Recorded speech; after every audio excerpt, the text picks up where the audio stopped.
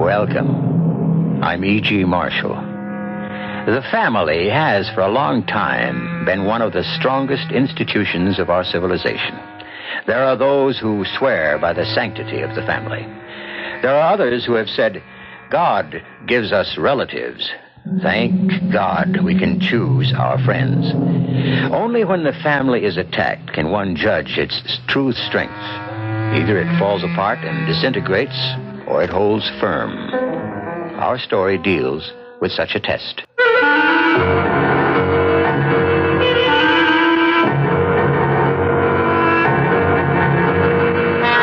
Our mystery drama, A House Divided, was adapted from the great Greek tragedy Electra. It was especially written for the Mystery Theater by Arnold Moss.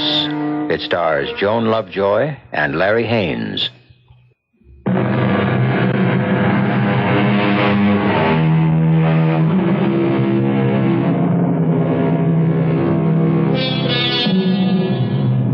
The year is 1917.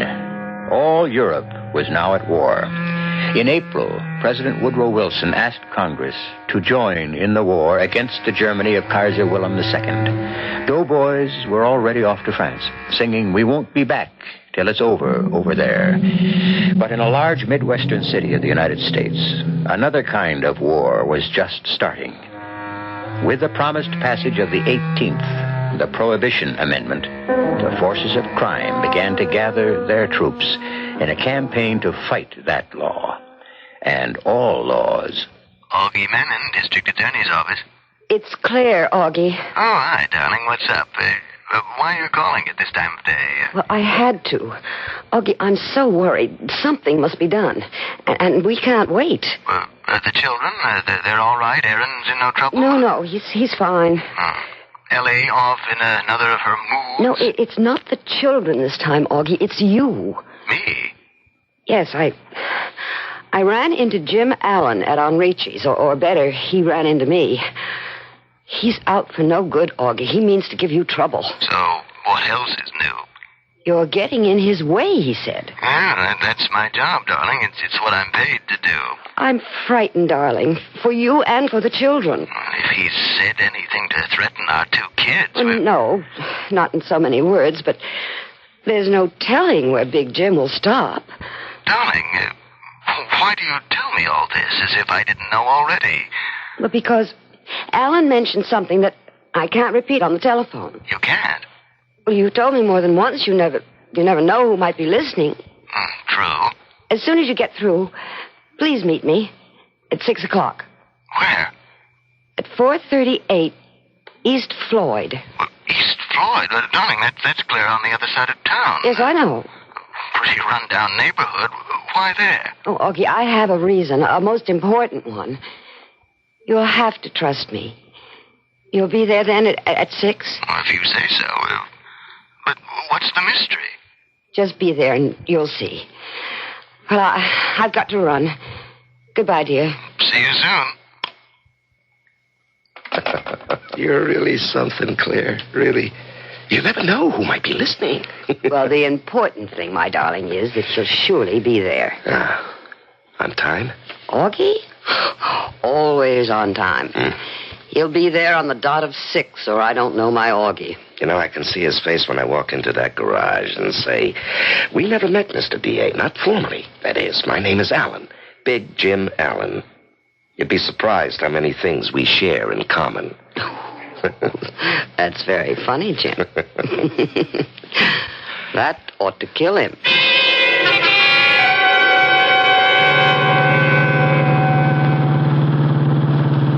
Slow down, Corey. It's that one over there, number 438. 438 East Floyd. Hey, what do you know? The old Hastings garage. Remember the time, boss? Yeah, I remember, Corey. Hey, look at all them broken windows. Not one person on the street, eh? Shame what's happened to the neighborhood. You know, there was a time Just keep the motor running. You bet, boss. Hand me the suitcase. You got it. I won't be long.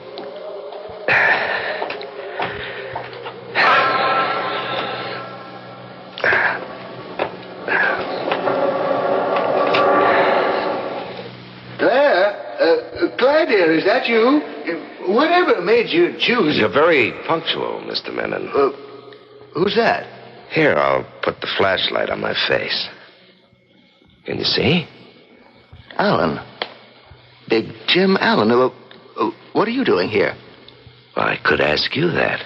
I'm expecting my wife. Here? In an old abandoned garage in a deserted neighborhood? You must be kidding. Allen, where's Claire? Where is my wife? What have you done to her? Now, that's a good question, Mr. Menon. What do you want? Just a little peace and quiet. Allen, if you have so much as laid a hand on Claire... Now, that's something I would not like to take an oath on. If you have hurt her or my kids in any way... I'll tell you one thing, Mr. Menon. Let's see now. The last time I saw your wife, she was just fine. Purring like a little kitten. She was happy as a clam. Resting on a bed. A bed. At my address. You filthy liar. Take it easy, Menon. You'll last longer. Yeah, she's been coming to my place for months. I don't believe you. Oh, no? Why don't you have the guts to face it? Claire is a beautiful woman. She deserves the best. And she doesn't think you're it. If indeed she ever thought so. You see, you're too busy being a DA to give her the attention she needs. So, she's hitched her wagon to a different star. You? Me. Just one more thing, Mr. DA. I've warned you time and again to keep your big nose out of my affairs. You wouldn't listen. But with this last one, the biggest liquor deal I ever pulled, you've gone a little bit too far. Allen, I haven't even My way begun. of thanking you for Claire, you see, I'm not ungrateful, is to give you one last chance to get out of this town tonight. Get on a train or a boat, I don't care where you go. I just never want to see your face or hear of you again. And Claire? Well, Claire's a big girl. She makes up her own mind. As a matter of fact, she already has. Well, my children. Aaron, Ellie. Well, Ellie's 18, Aaron's nearly 20. They'll get along. Allen, you're crazier than I thought. My office has a file this thick on you with evidence, with proof. You are going to get your ears pinned back so far. You're wrong again, Menon. No one is ever going to touch me, ever. And, it certainly won't be you. No? No, Augie. Never you.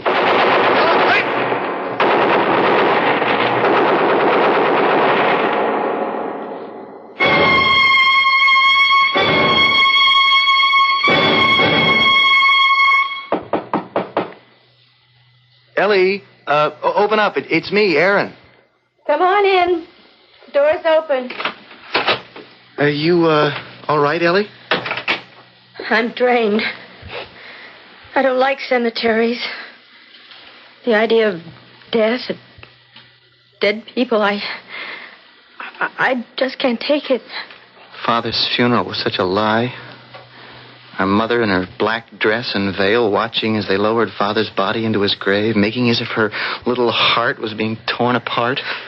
She should have been an actress. Ellie, there's something that I have to tell you. Yes? I just can't stay here. I've got to get away, so... Well, I've enlisted in the Army in chemical warfare. I leave for training camp at 5 a.m. What? Why have you done this? Well, I told you. And before I leave, there's one thing that... Shh. Hold it a minute. Phone from Mother. Hello? Oh, your big girl is fine and dandy. Aaron. Yeah. She's picked up the phone on the upstairs landing. I want to hear this. I have no idea, Jim. What's on your mind? She's talking to her boyfriend. Big Jim The Allen. Hot Jar Club? What's that? Oh, a new one. Best speakeasy in town? Well, I'd love to go. 8 o'clock is fine. I'm sure that Ellie and Aaron will be gone by then. Right. Bye, dear. The Hot Jar Club. Aaron, we were right. She had to be in on Daddy's murder all the time. She was the one who set him up, I'm sure. Yeah. I felt it all along. Oh, what do I do now, Aaron? Well, you play along as best you can till I return. Now, don't do anything that'll cause them to suspect that you suspect anything. And you? Well, between now and 5 a.m. tomorrow morning, I've got one important thing that I must do. Whatever it is, take care of yourself, Aaron. Take very good care.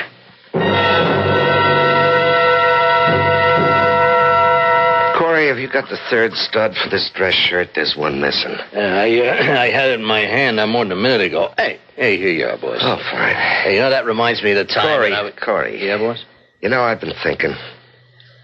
I don't trust those kids of Menon's. Well, what have they done? Nothing, not yet. But still, I have a feeling. They may know who killed their father. I'd like to make sure that they don't talk. Oh, I got you, boys. No, not quite, Corey. Not so fast. Now, first, I want that girl watched and guarded 24 hours a day. Ellie is not to leave their house unless you have a tail on her. No phone calls in or out without a tap. No shopping, no dating, nothing. Unless one of our boys is close behind. She worries me. Yeah, I understand. What about the boy? Aaron is another story. That one I have to think about.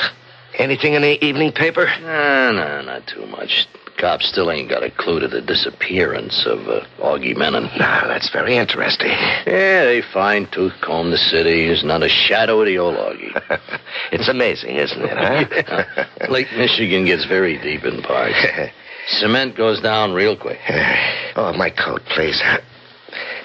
There we are. Now, I think I'm ready for an unforgettable night on the town with the most beautiful widow in the whole Midwest.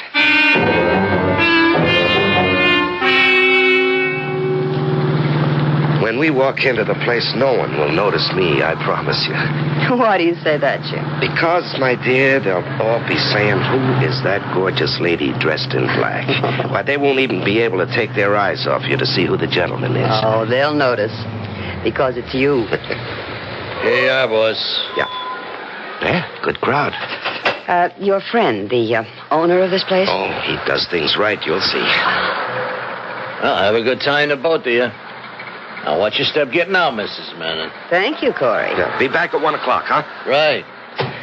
Claire, you're going to have one of the finest meals you ever... Down, Claire, down on the pavement. Hey, are you all right, boss? Yeah, we're both fine. Here, let me help you up, honey.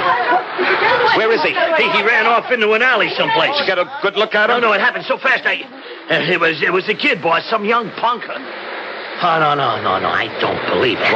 What is it? That kid that took those shots at you. Huh? I'll swear to my life. That was your son, Mrs. Menon. Your son, Aaron. Aaron? Corey, how sure are you? Positive.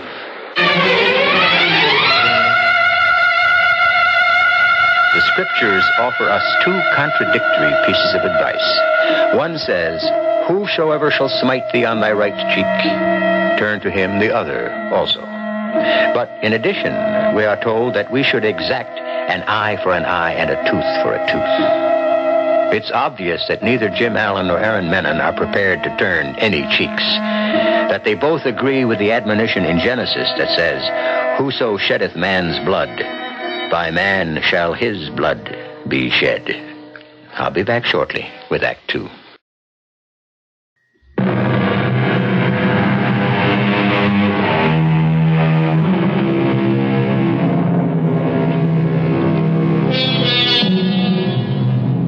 Years had gone by. The doughboys who had gone overseas to make the world safe for democracy had come back to find that in their absence, Congress had amended the Constitution so as to make the manufacture and sale of alcoholic beverages illegal. This served as a springboard for the quick mobilization of every criminal element in the country. Among them, men like Big Jim Allen. It's the early 1920s now. And the Jim Allens are riding very high. Enjoying yourself, Claire? Oh, the most, Jim. Good. And I love your new friend. Oh. You know, I often think they're friends only because I serve and sell the finest booze in town. When my little fleet of motorboats scoot across the lake from Canada... You're a rum runner? They bring in only the best. And they make the Coast Guard look like kindergarten kids. Yeah, I got a couple of boats coming over tonight. By the way, where's that daughter of yours? Oh, Ellie's upstairs in her room. Not feeling well, she said. Yeah. She thinks she's too good for my friend. Oh, Jim, it isn't that. You kept her a prisoner in her own home these past 4 years. Since Augie passed away and Aaron disappeared without a trace. She's almost 22. Don't be too rough on her. Yeah, that's just the point. She's grown up. She may have learned to talk. Outside of you, she's all I have. Go a little easy on her, will you? As to that other kid of yours, Aaron. wherever he disappeared to that night 4 years ago, it saved his life. You know, if he'd stayed here in town, it wouldn't have been for long, even though he is your son. I know that, Jim. And if he's ever stupid enough to show his face in this city, well, hey, come on, let's see how I take to this new dance. What is it called again? The Charleston, dear, the Charleston.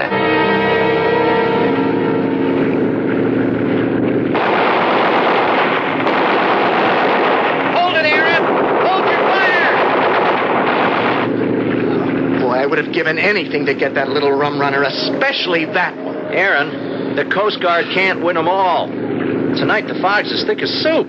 We can't even see what we're shooting at. It isn't any easier when they run without lights. Yeah, I know, Pete. Yeah, that's what these rum runners count on to bring their booze across the lake. You know that. And what was so special about this one we missed? That was one of Big Jim Allen's fleet. So? Win a few, you lose a few. You know, like you in the Army. Woo-hoo. You were lucky. Yeah, I guess. How many operations did they tell me? 5. 3 years of them, huh? Hey, why don't we go below for a cup of coffee? I'm freezing. Hey, good idea.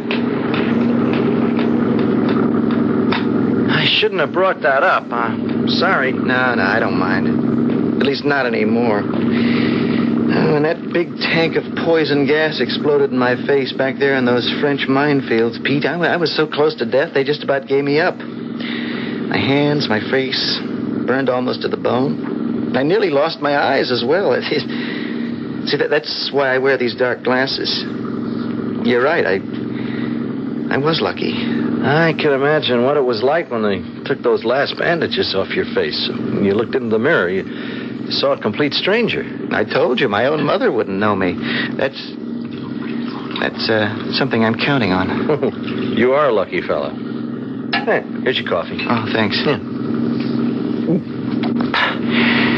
I guess I was lucky to get into the Coast Guard. You see, Pete, there are certain people around here who think that the Aaron Menon that they once knew is dead. Disappeared into the war someplace. They haven't heard from him in 4 years, so he must be dead.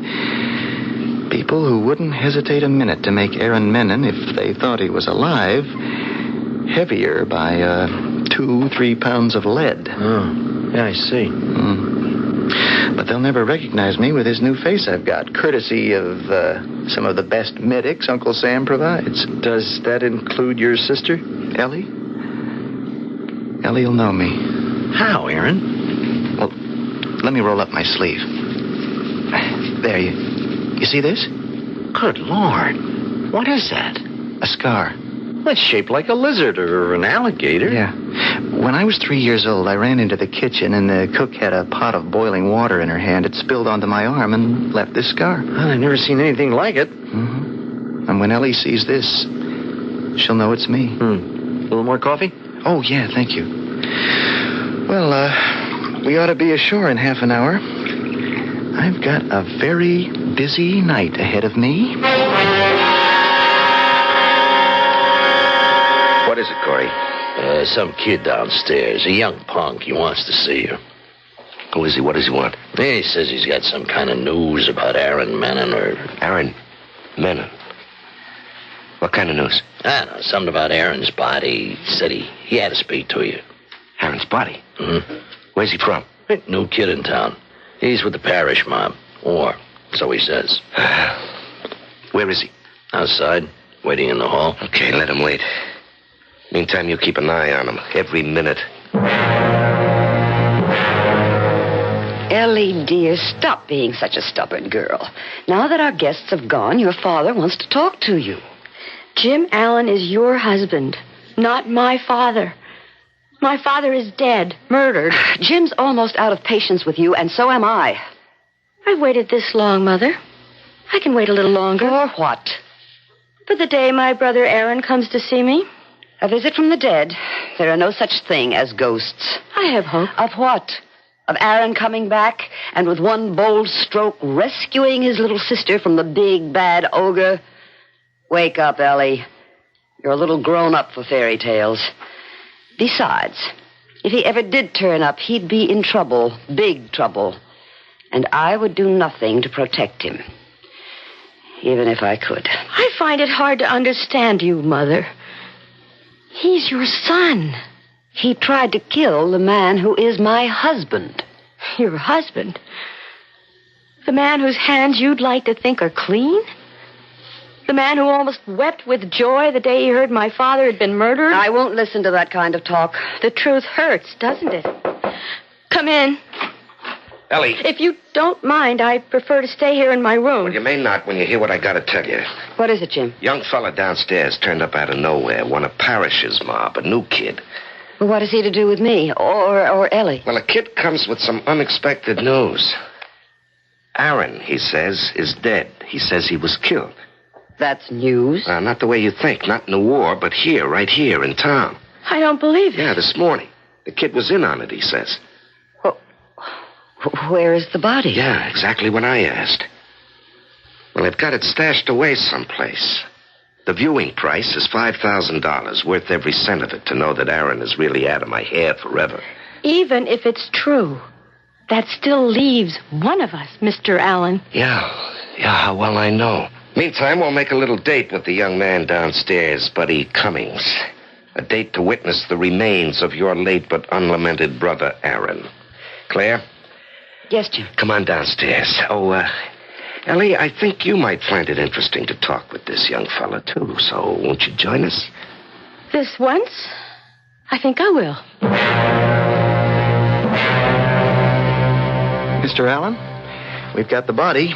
Identification unmistakable. Mm-hmm. How can you be sure?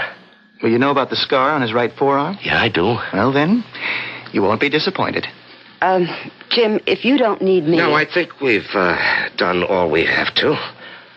You coming, Ellie?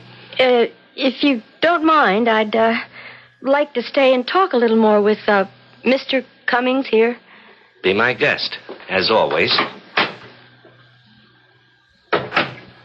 Mr. Cummings? Yes? Just who are you? Where do you come from? Does that make any difference? What do you know about my brother Aaron? Where's his body? The living are not usually buried. What's that supposed to mean? Whatever you want to make of it. You had something to do with my brother's death? In a manner of speaking. You killed him? Maybe. You dare tell me that? Ellie, do you know something about life after death? How the dead sometimes come back to still another life, sometimes in other shapes, long after they've passed out of this life? You know, like reincarnation? I don't believe in any of that nonsense. What are you getting at? I do believe in it. In my own way. Please, get to the point. No, be patient with me. Here, let me take off these dark glasses. Now, the eyes may look a little strange, but look into them. Look right into my eyes. So? Do you see anything that looks familiar? I do. But, no, it can't be. I don't believe what I'm looking at. This is some trick. No trick. Here, my right arm. I'll roll up the sleeve. Oh, the alligator scar. No, you put it there. All right, listen to me. Your stuffed animal. Your favorite, the one you slept with till you were nearly 9? Yes. What was it? A cross between a teddy bear and a kangaroo. What was its name? You called it Joe Jerusha. Aaron, you Oh, my brother Aaron. Oh, I counted on your coming back. Aaron, what happened to your face? The war. Ellie, you are looking at some of the finest plastic surgery they can do these days. It's incredible. I'm back, but nobody knows that I'm here. Now, we have some work to do. I know what you're thinking. You can count on me. Our mother, she is less than dirt. And he, big Jim Allen, he's... Oh, they're well matched. They deserve each other. Ellie, they say that no death is a good death, but when those two are lowered into their graves, their deaths are going to be the best thing that's ever happened on this earth. And it will happen. I swear it will.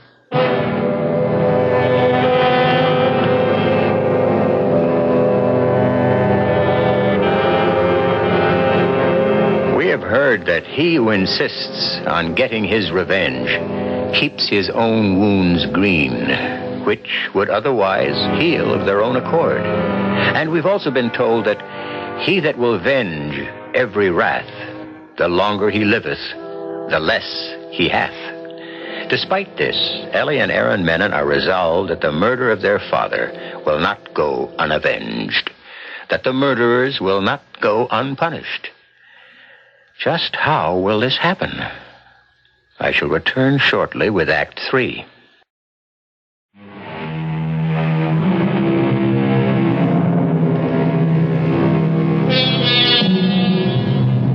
In Hamlet, another story of retribution, the ghost of Hamlet's murdered father instructs him to revenge his father's death. But the young prince of Denmark keeps putting it off until eventually his procrastination leads to his own death. For the young Menons, Aaron and Ellie, time is running very short. Aaron, his face altered beyond recognition by an accident in World War I, has convinced Jim Allen, the murderer of his father, that he is another man called Buddy Cummings. Allen is about to offer Aaron, or Buddy, a most unusual assignment.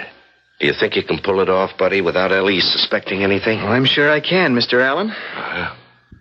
Why are you so sure? A weekend up in the mountains? Why not? In the first place, she'd give anything to get away from here, if only for a day or two. Yeah, her prison, as she calls it. And even though she knows I'll be watching every move she makes, I think she kind of trusts me. Yeah. Yeah, she has taken a liking to you, which should keep her off guard.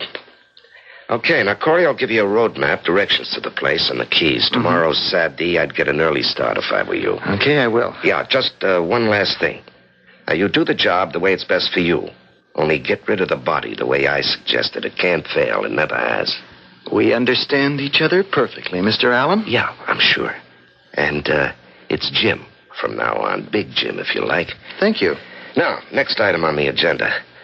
A little trip tonight to view the last remains of Ellie's brother, Aaron. Whenever you say. Now, it's only right and proper that a civilized man pay his respects to the dead, huh? Don't you agree?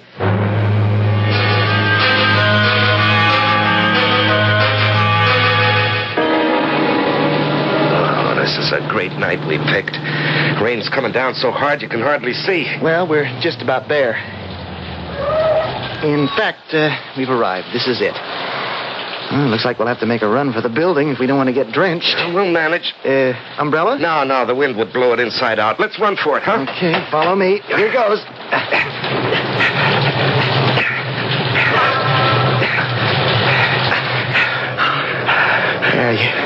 You all right? Soaked, otherwise all right. You know, it's a funny thing. I could have sworn that... Anything wrong, Jim? No, not really. I just had a feeling I'd been here before. Yeah. Oh, look out, Jim. You don't want to hit your head on that big beam. You might get hurt. Yeah, right. Where have you got Aaron's body? It's just around this corner. Get your flashlight ready, Jim. It's ready. Fine. You know, this place gives me the creeps. Where are we? We'll be out of here in no time. You got the $5 grand? Now, you just show me Aaron's body, then let's get out of here. It's like a morgue. Yeah. Who should know better than you? What's that supposed to mean? Think back, Jim. It's not that long ago, 4 years. 1917, East Floyd, number 438. 438 East Floyd.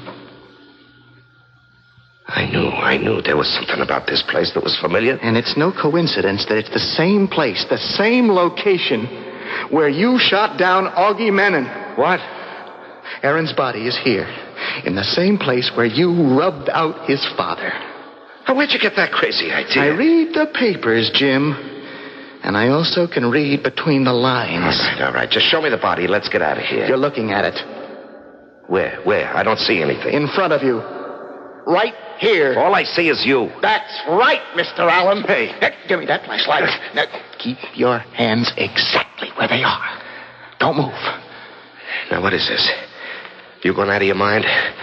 Now, just put down that gun, huh? Show me Aaron's body. You're looking at it, friend. But, buddy, you're... I am Aaron Menon. And if you're still in doubt, look at this scar on my right forearm.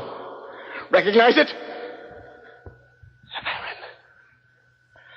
Aaron, what are you going to do? Oh, that's a silly question for a man as smart as you. You took my father's life. I owe you something. No. Look, I can explain. I'm sure you can. My father always paid his debts. Big Jim.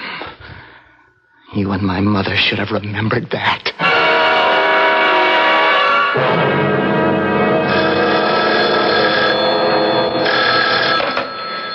Hello? Ellie, it's me, Aaron. Where are you? The other side of town. Are you all right? Just fine. Ellie, it's done. Done? Finished. All attended to. Tell our mother, Big Jim sent a message. He won't be home tonight. Good.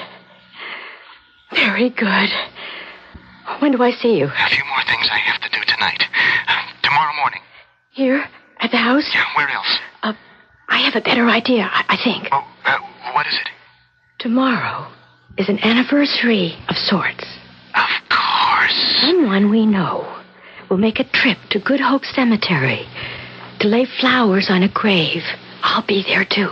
What time? Around 9? Okay. Until tomorrow. Until tomorrow.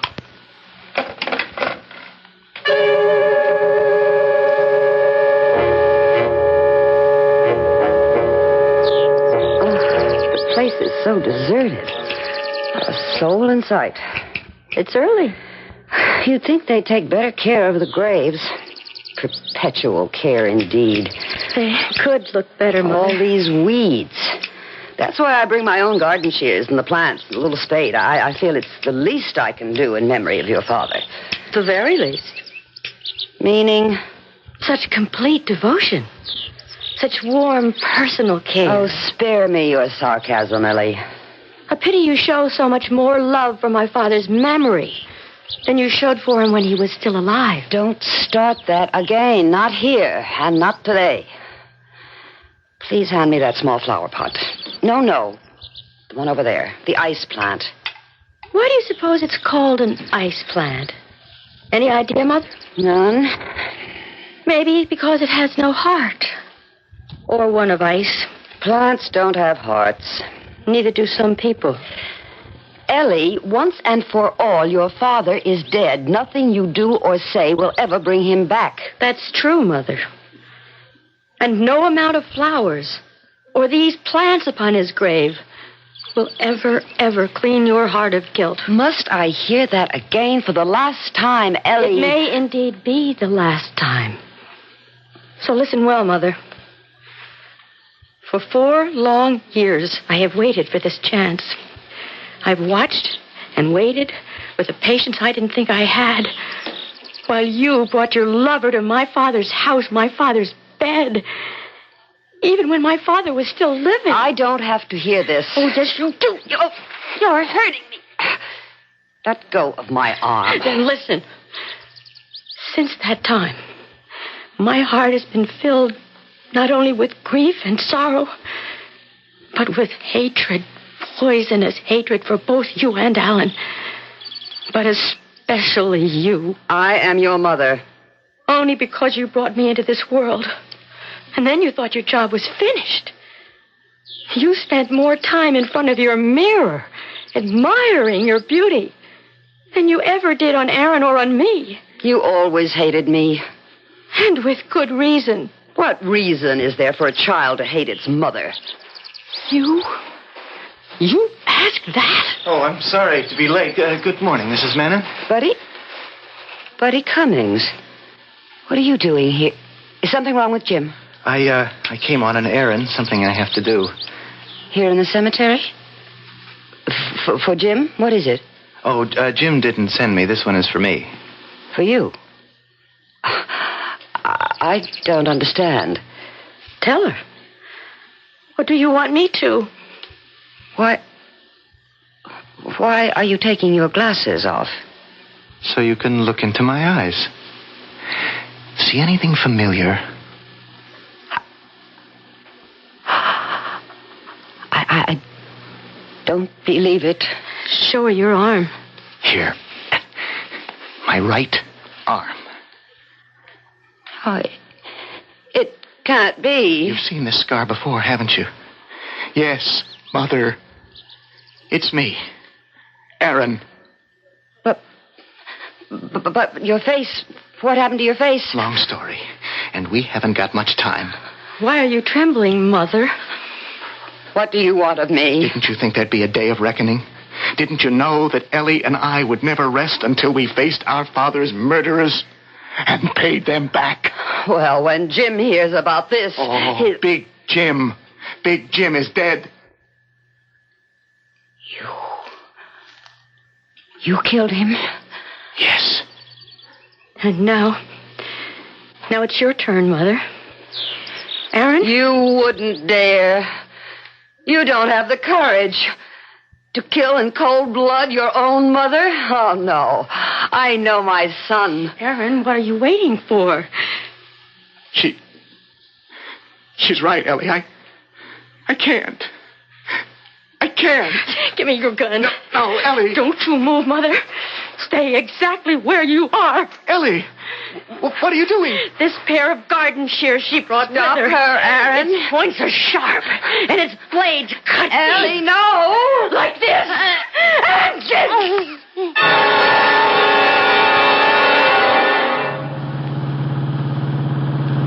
Now, remember, Ellie, when we get to the gate, we're supposed to be leaving for the weekend in Alan's place in the mountains. I know. And my job is to see that I come back alone. Without you, Alan's last instructions. Whoever's on duty at the gate will see that I'm very pleased. Now, here we are. Okay. Morning, buddy. Morning, Miss Mannon. Oh, good morning, Corey. What are you doing here at the gate? Well, the regular guy is off till 12 o'clock. I'm helping out. Mr. Allen's let me out for the weekend. A trip up to his place in the mountains. Yeah, I know all about it. He gave me full instructions. Here's the keys, buddy. And a road map. And full directions. Mm-hmm. And after last night's rain, looks as if we'll have a good day. Yeah, it looks that way. And see that you take good care of the young lady, huh, buddy? I'm sure you will, Corey. Won't let her out of my sight for 1 minute. Here. Let me get these gates open for you. There we go. Have fun. And be careful driving on those winding roads. We don't want anybody to get hurt, right? Right. So long, Corey. Well, where do we go, Ellie? I don't know. Just drive. I'm glad it's over. So am I. I feel relieved. Me too.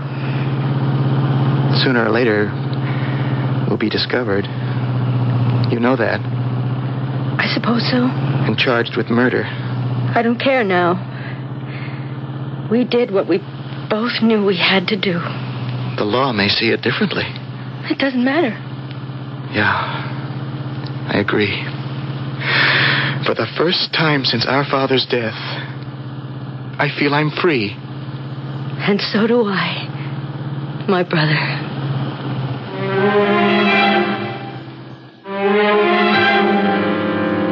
The law, of course, did catch up with Ellie and Aaron.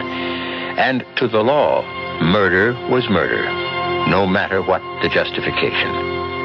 The last words of the ancient Greek playwright Euripides, in his version of Electra, read, "As we move through the open valleys of air, we champion none who are stained in sin. So let no man be desirous of evil, nor sail with those who have broken their oaths. As God to man, I command you." I will return in a moment.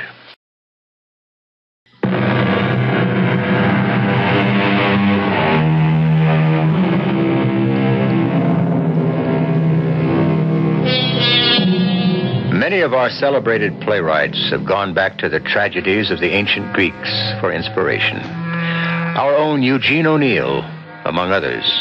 Why? For one thing, the Greeks had discovered the deeply moving key to so much of what troubles the human heart. So many of the things that shape our destinies. And this some 2,400 years before Dr. Sigmund Freud listened to his first patient on that famous black leather couch in old Vienna. Our cast included Joan Lovejoy, Larry Haynes, Rosemary Rice, Russell Horton, and Earl Hammond. The entire production was under the direction of Hyman Brown. This is E.G. Marshall inviting you to return to our Mystery Theater for another adventure in the macabre. Until next time, pleasant dreams.